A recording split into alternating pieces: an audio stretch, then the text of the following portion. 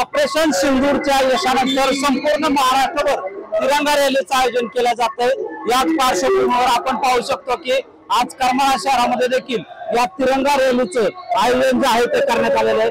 आपण या ठिकाणी पाहू शकतो की शिवसेना सैन्य गट असतील, भाजप असेल, तसेच ते देशप्रेमी जे आहेत ते देशप्रेमी या रॅलीमध्ये मोठ्या संख्येने सहभागी झालेले पाहायला मिळतात। या ठिकाणी पाहू बघतो या रॅलीवरती जे आहे ती करमाळावासी आहेत त्यांच्याकडून जे आहे ते पुष्पवृष्टी करण्यात येत आहे। यावेळी या ज्या रॅलीमधील जे सहभागी झालेले नागरिक आहेत त्यांच्या वतीने देखील या रॅलीमध्ये भारत माता की जय असेल, वंदे मातरम अशी घोषणाबाजी जी आहे ती केली जाते।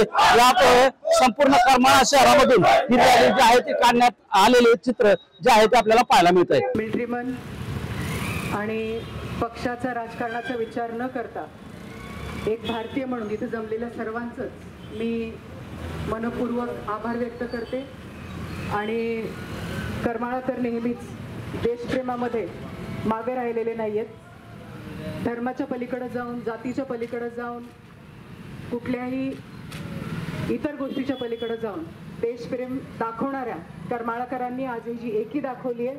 आणि ऑपरेशन सिंदूरमध्ये आपल्या महापराक्रमी सेनेनं जो उत्तुंग विजय मिळवला आहे, ज्याचे पुरावे आपल्या सेनेनं फोटोंसह, त्यांच्या डॉक्युमेंटसह, त्यांच्या GPS लोकेशनसह शेअर केले।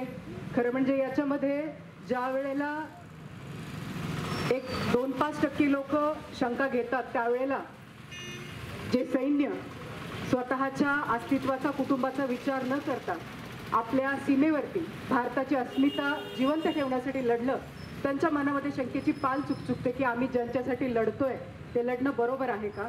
आज तुम्ही सगळ्यांनी इथं उपस्थित राहून करमाळाकर म्हणून देशाच्या पाठीमागं, आपल्या आर्मीच्या पाठीमागं, आपल्या सैन्याच्या पाठीमागं हा जो खूप मोठा पाठिंबा ठेवलेला आहे, हा आपल्या फोटोंसह, आपल्या रॅलीच्या व्हिडिओसह त्या सैन्यापर्यंत पोहोचवण्याची जबाबदारी आपण सगळेजण घेतोय। या आपल्या पाठिंब्याबद्दल आपल्या सगळ्यांचे आभार मानते। आणि आज ही रॅली इथं संपन्न झाली त्याबद्दल सर्व करमाळाकरांचे मनपूर्वक आभार मानून ही रॅली इथं संपली ते घोषित करते। धन्यवाद। जय हिंद, जय महाराष्ट्र। वंदे वंदे वंदे।